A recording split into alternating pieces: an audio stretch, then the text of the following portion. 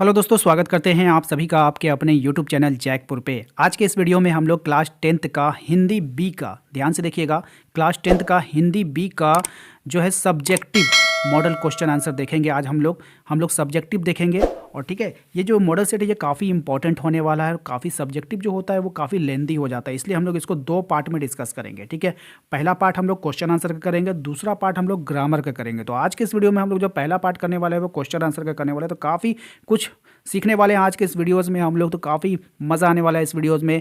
तो वीडियो पे यदि हम पहली बार आए हो तो प्लीज़ लाइक कर देना एक, ठीक है। काफ़ी मेहनत लगती है आप लोगों के लिए वीडियोज़ बनाने में। तो क्लास स्टार्ट होने से पहले सबसे पहले आप लोग लाइक बटन को दबाकर लाइक कर दो एंड सभी दोस्तों को शेयर कर देना। और चैनल पे यदि पहली बार आए हो तो प्लीज़ सब्सक्राइब कर लेना। ब्लैक कलर का सब्सक्राइब कलर का बटन दिख रहा होगा, आप लोग उसको दबाकर सब्सक्राइब करना, घंटी के बेल आइकन को प्रेस करना।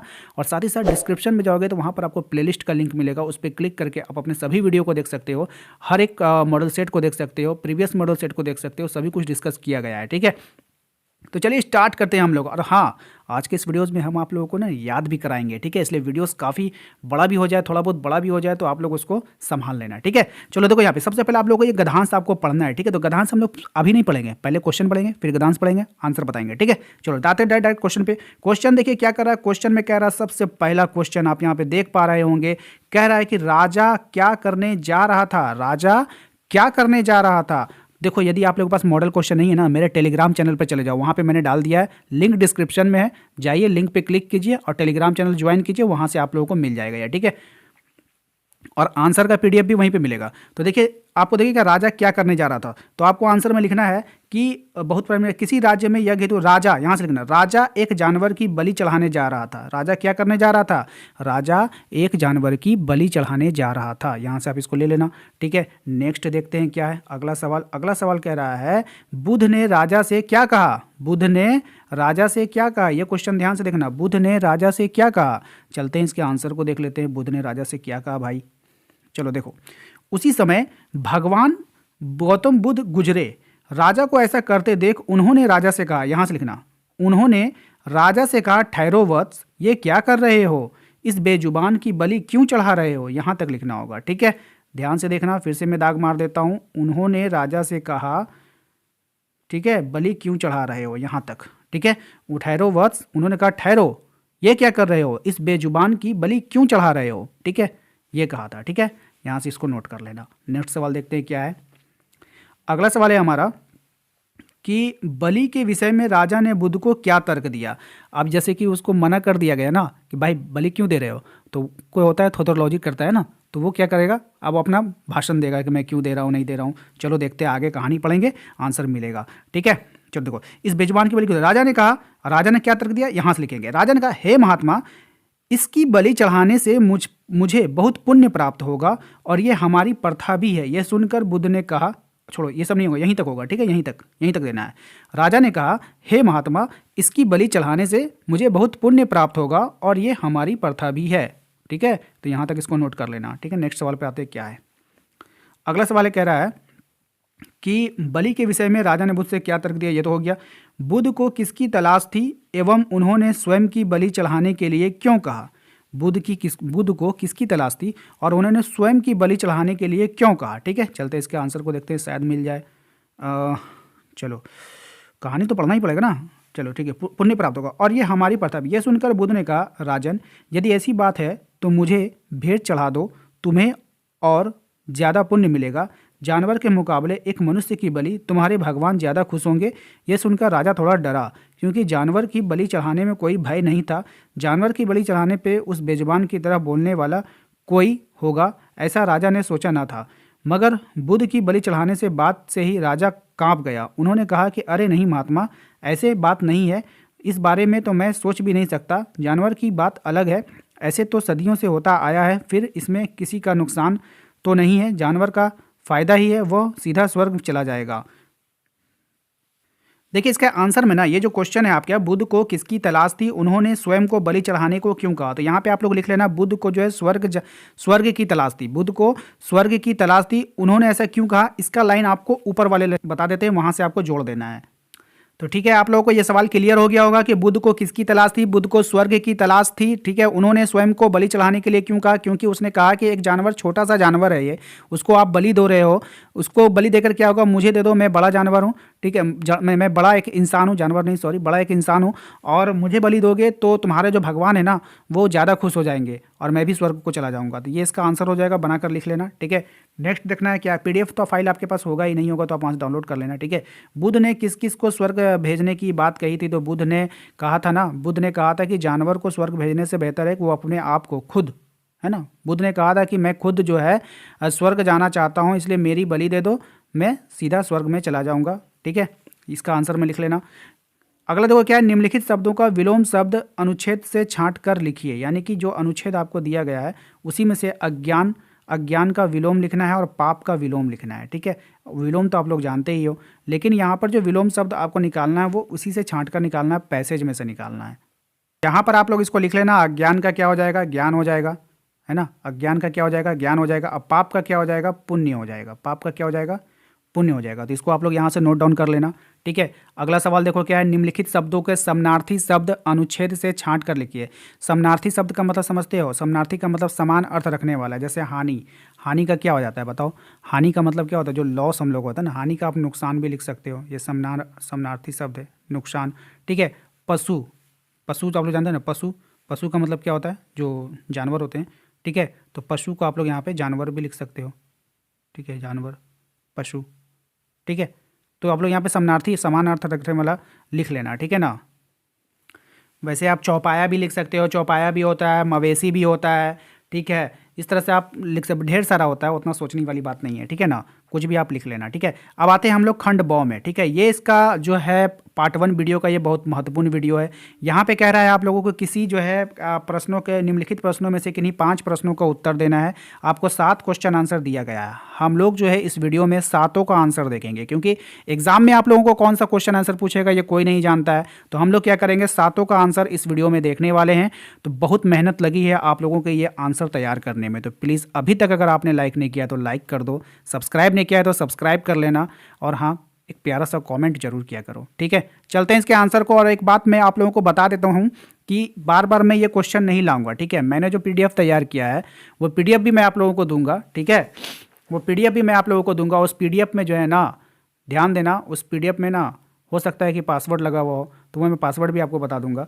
ठीक है, तो ये जो है आप लोगों का, मैं जो वहाँ पे क्वेश्चन आंसर बताऊंगा आप लोगों को, तो डायरेक्टली बताता हूँ। ठीक है, डायरेक्ट बताऊंगा, सारा क्वेश्चन आंसर मैंने वहाँ लिख दिया। बार बार मैं इस क्वेश्चन पे नहीं आऊँगा, 1 से लेकर 7 तक के 7 क्वेश्चन मैं वहाँ पे डील कर देता हूँ। उसके बाद जो है आपका देखिए यहाँ पे रचना लेखन जो होगा, इसको मैं पार्ट 2 में लेकर के आऊँगा, ताकि आप लोगों का जो वीडियोस लंबा ना हो, क्योंकि मैंने 7 क्वेश्चन को डील किया है। ठीक है, एक भी को स्किप नहीं किया है। यहाँ पे मैं 5 क्वेश्चन बता दूंगा, और कहीं जो मैंने छोड़ा है वही वाला एग्जाम में आ जाएगा तो आप तो फंस जाओगे, इसलिए मैंने 7 का 7 डिस्कस कर दिया है। तो चलते हैं डायरेक्ट आंसर पे, देखते हैं। चलिए, हम लोग आ चुके हैं अपने खुद का बनाए गए पीडीएफ पे, जहाँ पर हमने आप लोगों के लिए तैयार किया है हिंदी बी का सब्जेक्टिव का आंसर। ठीक है, set 1 model question paper by जैकपुर के द्वारा। अब आते हैं हम लोग डायरेक्ट खंड ब में। सबसे पहला क्वेश्चन आपका वहाँ पे क्या था, आपने देखा था, पीडीएफ आपके पास है। ठीक है, कोई टेंशन वाली बात नहीं है। चलो, बड़े भाई साहब के स्वभाव की विशेषता आपको बतानी थी, तो बड़े भाई साहब का जो स्वभाव था उसकी विशेषता हम बताएंगे। चलते हैं इसके आंसर पे। कह रहा है बड़े भाई साहब भले ही वाणी के कड़े थे, यानी कि नहीं, कोई कोई कड़ा होता है। ठीक है, तो बड़ा भाई साहब जो था वाणी का बहुत कड़ा था, किंतु हृदय से कोमल थे। हम बोलते हैं ना भाई, जुबान का वो तो कड़ा है, लेकिन भाई उसका दिल बहुत नरम है। ठीक है, वे अपने छोटे भाई को बेराह ना होने देने के कारण डांट लगाते थे। बेराह समझते हो? राह से भटक जाना, यानी गलत लोगों के संगति में पड़ जाना। तो अगर आप अपनी भाषा में अगर एग्जाम में लिखोगे ना, तो आप लोग लिखो बड़े भाई साहब ना दिल के बहुत अच्छे थे। वो अपने भाई को ना, छोटे भाई को, मतलब कि गलत रास्ते पे जाने नहीं देना चाहते थे। ये हो गया अपना लैंग्वेज में। भाई याद क्यों करना, याद करने का समय नहीं है, समझ लो। ठीक है, हम जो बता रहे हैं उसको समझ लो, एकदम याद हो जाएगा आपको, एकदम गारंटी देते हैं। ठीक है, इससे उनका हितैषी स्वभाव दिखाई देता था, यानी इससे उनका जो है ना प्रेम वाला स्वभाव दिखाई देता था। ठीक है, उनके स्वभाव में बड़ों के प्रति श्रद्धा, उनके स्वभाव में बड़ों के प्रति इज्जत, छोटों के प्रति सच्चे मार्गदर्शक, यानी छोटों के प्रति प्रेम और सच्चाई वाला मार्ग दिखाने वाला भावना दिखती थी, तथा वे अध्ययनशील स्वभाव के थे, वो अध्ययन किया करते थे। ठीक है, सिंपल है भाई, बोलो रटने की ज़रूरत है नहीं ना। हम अगर आपसे कहेंगे कि बड़े भाई साहब का स्वभाव कैसा था, तो आप क्या बोलोगे? ध्यान से सुनना मेरी बात को, ठीक है? मैं याद करा रहा हूँ भाई, आप लोगों को याद करवा रहा हूँ, ठीक है? तो आपने हमसे क्वेश्चन किया, ठीक है? आप मेरे टीचर हो, ठीक है? आप हमसे प्रश्न किए हो। क्या किए हो प्रश्न? कि बड़े भाई साहब का स्वभाव कैसा था, बताइए। अब हम क्या बोलेंगे भाई, हमें तो याद नहीं है। अब हम आपको अब हम अपना आंसर दे रहे हैं। मेरे आंसर को ध्यान से सुनना कि जो बड़े भाई साहब थे ना, वो जबान के भले ही कड़े थे लेकिन दिल के बहुत अच्छे थे। वो अपने छोटे भाई से ना बहुत प्यार करता था। वो अपने छोटे भाई से बहुत प्यार करता था, उसका ख्याल रखता था कि कहीं वह गलत रास्ते पे ना चला जाए, ठीक है? उनके इस स्वभाव के कारण हम कह सकते हैं कि वो जो है ना, उनके दिल में बड़ों के प्रति जो है श्रद्धा थी और छोटों के प्रति बहुत प्यार थी। मतलब जो अपने से बड़ों का वो बहुत इज्जत करते थे और छोटों को बहुत प्यार करते थे, और वो अध्ययनशील व्यक्ति थे। बस ये अपनी भाषा में बोलना है आपको। जो बात हमने बोली ना, वही बात अपने दिमाग में छाप लो, ठीक है? अगर आप भूल भी जाओगे ना, तो अपने से आंसर बना के लिख सकते हो। चलते हैं अगले सवाल पे भाई, ठीक है? नेक्स्ट सवाल देखते हैं। Question number 2। 7 क्वेश्चन है, सातों क्वेश्चन को डील करेंगे। अगला क्वेश्चन है कि वजीर अली एक जाबाज सिपाही था, स्पष्ट करें। जो वजीर अली था ना, एक जाबाज सिपाही था, स्पष्ट कीजिए, ठीक है? पहले आंसर पढ़ेंगे फिर समझाएंगे।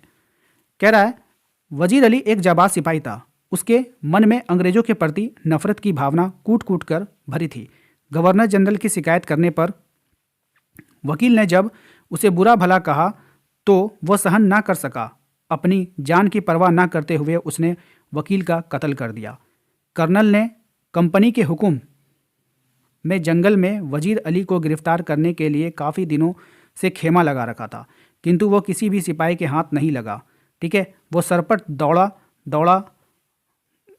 दौड़ा रखकर, हाँ यहाँ पे वो सरपट घोड़ा दौड़ा रहा था, ठीक है? यहाँ पे थोड़ा सा लग रहा है स्पेलिंग मिस्टेक हुआ है टाइपिंग में। वो सरपट घोड़े पर सवार होकर, ये काट देना, ठीक है? वो सरपट, ठीक है? वो सरपट घोड़े पर सवार होकर, यहाँ पे लिख लेना आप, घोड़े पर सवार।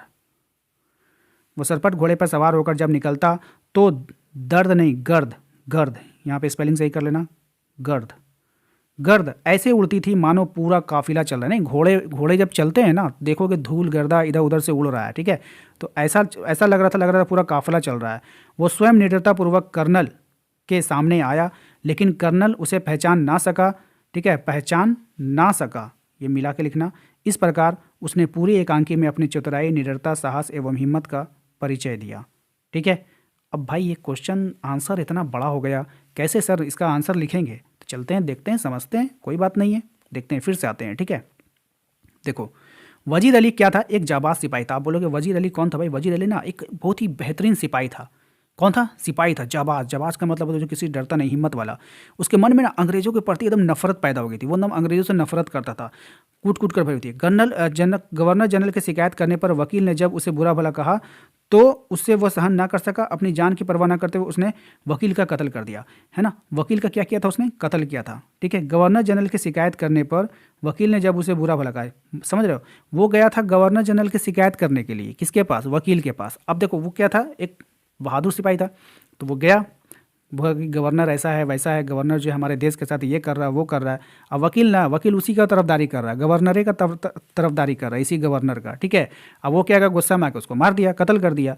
अब कर्नल ने कंपनी के हुक्म से जंगल में वजीर अली को गिरफ्तार करने के लिए काफ़ी दिनों से खेमा लगा के रखा था। अब वहाँ से वो भागा, कत्ल करके कोई वहाँ बैठेगा नहीं ना भाई, अंग्रेजी हुकूमत है, कोई बैठेगा? अब वहाँ से वो कहाँ चला गया? जंगल में चला गया, काफ़ी दिनों तक खेमा लगा। तो वो ना पूरा हिम्मत वाला था, इधर उधर घोड़े दौड़ाता रहता था जंगल में। जब वो घोड़े दौड़ाता था तो ऐसा लगता था कि पूरा काफिला चल रहा है। अब एक समय वो जब वो कर्नल के सामने आया तो फिर वो कर्नल भी उसे पहचान नहीं सका, ठीक है? तो इस तरह से वो अपनी हिम्मत और का परिचय दिया, चतुराई और निडरता, हिम्मत का परिचय दिया। तो एक तरह का एक कहानी है, ठीक है? इसको देख लेना आप लोग, ठीक है? नेक्स्ट सवाल पे चलते हैं। अगला सवाल, मनुष्यता कविता के माध्यम से कवि क्या संदेश देना चाहता है, ठीक है? इसको देखते हैं, क्या होगा आंसर? मनुष्यता कविता के माध्यम से कवि यह संदेश देना चाहता है कि जो मनुष्य दूसरों के लिए अपना जीवन जीता है वही सही मायने में मनुष्य। यानी कि यार जो इंसान खाली अपने लिए जिएगा तो वो बेकार ज़िंदगी है, ठीक है? दूसरों के लिए जो जीता है ना, उसी का ज़िंदगी जो है बेहतर है, बहुत अच्छा है, ठीक है? मनुष्यता मानववादियों गुणों को अपनाना है। मनुष्यता को क्या होता है? मानववादी गुण को अपनाना हुआ। अतः हमें आपसी भेदभाव भुलाकर सेवा भाव से अपना जीवन जीना चाहिए। निस्वार्थ भाव से की गई सेवा ही मनुष्यता है। यानी कोई स्वार्थ नहीं होना चाहिए। आप अगर किसी की सेवा कर रहे हैं तो बस निस्वार्थ होकर के, उसमें कोई आपका स्वार्थ नहीं होना चाहिए, कोई प्रॉफिट के कारण नहीं, ठीक है ना? बस भाई यही है। अगला सवाल देखो, तोप शीर्षक कविता से कंपनी बाग में रखे तोप के विषय में क्या जानकारी मिलती है। ठीक है भाई, अभी ही वीडियो 15 मिनट की हो गई। सोचो अगर मैं इसका दोनों पार्ट को अगर एक में कर देता तो कितनी बड़ी वीडियो हो जाती। इसलिए मैंने 2 पार्ट में ये लेकर के आ रहा हूँ। जल्दी इसका पार्ट 2 भी लेकर आऊँगा आपके लिए। विरासत में मिली चीज़ों को मनुष्य के द्वारा बड़ी संभाली जाती है। विरासत में मिली चीज़ों को मनुष्य के द्वारा बड़ी संभाली जाती है क्योंकि वह चीज़ें जो मनुष्य के पूर्वजों की याद होती है, वे पूर्वजों की उपलब्धियों एवं गौरव का वर्णन करती है। ठीक है, कभी कभी उन चीज़ों के द्वारा पूर्वजों द्वारा की गई फूलों नहीं होगा, भूलों होगा, यहाँ पे क्या हो जाएगा, भूलों। ठीक है, भूलों का एहसास कर हम उन्हें सुधारने का संदेश प्राप्त करते हैं। पूर्वजों के द्वारा संचित चीज़ें आने वाली पीढ़ी का मार्गदर्शन करती है। ठीक है, यानी जो भी चीज़ें विरासत की होती है ना, वो हमें पूर्वजों की याद दिलाती है ना। और कभी कभी पूर्वज कोई गलती करते तो उसी चीज़ को हम लोग देखकर सोचते हैं कि ये हमारे पूर्वज ने ये गलतियाँ की थी, ये हमारे पूर्वज ने ये बहुत बेहतरीन काम किया था। तो कैसे पता चलता है, जो पुरानी चीज़ों को हम लोग संभाल कर रखते हैं उसी से ना। ठीक है, नेक्स्ट देखते हैं, कैफ़ी आज़मी द्वारा, कैफ़ी होगा यहाँ पे। ठीक है, स्पेलिंग इसलिए कह रहे हैं कि पीडीएफ से खाली मत पढ़िएगा, वीडियोस भी देख लीजिएगा, कहीं कहीं पे मिस्टेक होता है तो वो सुधार लीजिए। तो क्वेश्चन ऐसे आप लोगों का पीडीएफ फाइल में होगा ही। द्वारा रचित कर चले हम फिदा गीत का प्रतिपाद अपने शब्दों में लिखना है। ठीक है, चलिए देखते हैं क्या है। प्रस्तुत कविता कैफ़ी आज़मी द्वारा रचित कर चले हम फिदा भारतीयों में से देश प्रेम, वीरता, उत्साह भरने के लिए लिखा गया गीत है। स्वतंत्रता प्राप्ति उपरांत मुख्य प्रश्न था कि स्वतंत्रता की रक्षा कैसे हो, यानी जब हमारा देश आज़ाद हो गया तो इसकी रक्षा अब कैसे हो, कहीं फिर से कोई गुलाम ना बना ले। अतः प्रस्तुत गीत के माध्यम से कवि स्वतंत्रता की रक्षा हेतु भारतीयों में वीरता की भावना भरना चाहता है ताकि कोई भी दुश्मन दोबारा से भारत को गुलाम बनाने का प्रयत्न ना कर सके। यानी एक गीत के माध्यम लिखा कि इस गीत के माध्यम से वो बता रहा है कि आप लोग जो ऐसे रहो भारत में मिलजुल करके कि कोई दोबारा हमें गुलाम ना बना सके। तो भारत माँ की रक्षा के लिए भारतीयों को सदैव वीरता की भावना से पूर्ण रहने की शिक्षा प्रस्तुत गीत के माध्यम से दी गई है। यानी कि वीरता की भावना से पूर्ण रहने की, यानी कि पूरा एक्टिव रहिए आप लोग। ठीक है, कवि प्रस्तुत कविता द्वारा भारत भूमि की रक्षा के लिए तन मन धन निछावर करने का संदेश देता है। ठीक है, इसको देख लेना आप लोग। नेक्स्ट देखिए क्या है, हरिहर काका को जबरन उठा ले जाने वाले लोग कौन थे, उन्होंने उसके साथ कैसा बर्ताव किया। भाई ये बहुत इंपॉर्टेंट क्वेश्चन है। ठीक है, और इसको रटने की आवश्यकता नहीं, आप ऐसे भी याद कर सकते हो। हरिहर काका को जबरन उठाकर ले जाने वाले लोग महंत के साथी साधु संत थे। वो महंत का पक्ष लेने के लिए भला गंडासा बंदूक के बल पर हरिहर काका को उनके घर से जबरन उठाकर ले गए। यानी ये लोग कौन थे, महंत के साथी साधु संत थे।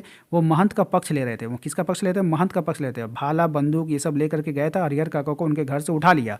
ठीक है, उन्होंने हरिहर काका को ठाकुर बाड़ी में कैद करके रखा था। कहाँ कैद करके रखा था, ठाकुर बाड़ी। ये सब ऑब्जेक्टिव में भी पूछता है। ठीक है, और महंत के इशारे पर उनके जायदाद संबंधी कागजों पर अंगूठे का निशान लेने लगे। एक फिल्म की तरह चल रहा है ना, एकदम एकदम फिल्म देखो, अपने माइंड में फिल्म देखो आप कि हरिहर काका को ले गया गुंडे लोग। ठीक है, बंदूक के बल पर उठा के ले गए और ले जाने के बाद उसको ठाकुर बाड़ी में कैद कर दिया। उसके बाद क्या किया, उसके अंगूठे का निशान ले रहे हैं पेपर पे। ठीक है, एकदम फिल्म समझ लो, फिल्म देख रहे हैं हम लोग। ठीक है ना, एकदम छप जाएगा आपके माइंड में। इसमें सफलता ना मिलने पर जब वो नहीं ले सके तो उन्होंने हरिहर काका को उनके मुंह में कपड़ा ठोस दिया। फिर देखो आप इमेजिन करो कि क्या कर रहे थे और जब वो विफल हो गए तो वो क्या कि कपड़ा मुंह में ठोस दिया।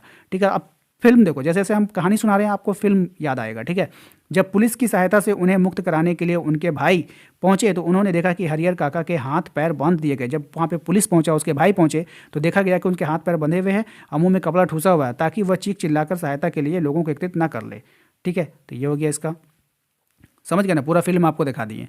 अब आइए, हेडमास्टर शर्मा जी ने पीटी साहब को क्यों मुअत्तल कर दिया, यानी कि बस बर्खास्त जो होता है हटा दिया। ठीक है, नेक्स्ट देखो, 7वां क्वेश्चन है, लास्ट क्वेश्चन है। 18 मिनट हो चुका है लगभग, कोशिश करते हैं कि 20-22 मिनट में समाप्त हो जाए ये वीडियो। ठीक है, गुरुदयाल सिंह जी अपनी आत्मकथा सपनों के दिन के 100 दिन होगा ना, उनके माध्यम से हमें बताते हैं कि पीटी साहब प्रीतम चंद जी बड़े ही रोब वाले व्यक्ति थे। रोब जमाना, हम हैं तो हम ही हैं, दूसरा कोई नहीं है, इस तरह से लोग जो होते हैं ना ये रोब जमाते हैं। ठीक है, वे कभी मुस्कुराते तक ना थे, एकदम गुस्सा वाले थे। ठीक है ना, सभी बच्चे ना केवल उनसे डरते थे बल्कि उनसे नफरत भी करते थे। एक बार उन्हें चौथी कक्षा को फारसी पढ़ाने के लिए भेजा गया। अब इसमें भी फिल्म देखिए इसमें भी आपको हम फिल्म दिखा रहे हैं। ठीक है, वो जो टीचर था ना वो कहाँ गया, चौथी कक्षा में, क्या पढ़ाने, फारसी पढ़ाने के लिए भेजा गया। बच्चों को शब्द रूप याद न होने के कारण, जो वर्ड मीनिंग होता है याद नहीं होने के कारण, उन्होंने पूरी कक्षा को मुर्गा बना दिया। आप इमेजिन करो कि उसी कक्षा में आप भी हो और आपको भी मुर्गा बना दिया। ठीक है, पूरा कक्षा यानी टोटल सबको मुर्गा बना दिया। तभी हेडमास्टर शर्मा जी ने पूरी कक्षा के छात्रों को मुर्गा बना अब आप देखो वहाँ पे आप लोग मुर्गा बने हुए हो और मास्टर साहब जो है वहाँ से गुजर रहे हैं, हेडमास्टर साहब, आप सबको देख लिया कि ये सभी बच्चे जो मुर्गा बने हुए हैं। उन्होंने अनुभव किया कि पीटी साहब ने चौथी कक्षा के छात्रों को क्रूरतापूर्ण व्यवहार किया। अब हेडमास्टर साहब थे दयालु, उन्होंने लगा ऐसा कि नहीं भाई, चौथी की क्लास के बच्चे हैं, छोटे छोटे बच्चे हैं, उनके साथ ऐसा बर्ताव, सभी को मुर्गा बना दिया, ऐसा थोड़ी होता है भाई। ठीक है, उन्हें थोड़ा सा हो गया। उन्होंने पीटी साहब पर बहुत गुस्सा आया। उन्होंने पीटी साहब को डांटते हुए इस सज़ा को भयंकर तथा क्रूर बताते हुए अनुचित भी माना। यानी कि उन्होंने क्या किया, बताया कि आपने जो किया है वो गलत किया है, ठीक है, ये उचित नहीं है। इस कारण शर्मा जी ने पीटी साहब को क्या कर दिया, मुअत्तल कर दिया था। ठीक है, तो भाई उम्मीद करते हैं कि आप लोगों को ये वीडियो पसंद आया होगा। वीडियो पसंद आया तो प्लीज़ लाइक कर देना, शेयर कर देना, सब्सक्राइब नहीं किया तो सब्सक्राइब करना, एक प्यारा सा कमेंट जरूर करना। एंड मिलते हैं हम लोग अपने इसके अगले पार्ट में।